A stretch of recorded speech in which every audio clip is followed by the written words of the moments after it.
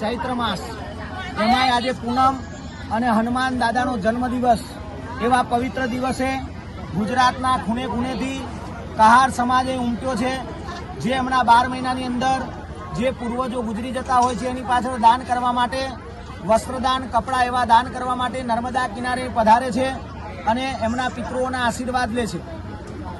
વસ્ત્રદાન એટલે જીવન જરૂરિયાતની વસ્તુ, જેથી એમના પિતૃઓ બધા માયામાંથી મુક્ત થાય અને એમના આશીર્વાદ પ્રાપ્ત થાય.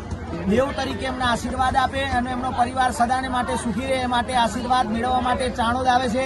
નર્મદા પૂજન, નર્મદા સ્નાન કરી તીર્થગોર એવા કાંઠાવાળા મહારાજને અહીં દાન કરી અને ધન્યતા અનુભવે છે. નર્મદે હર ચાણોદ.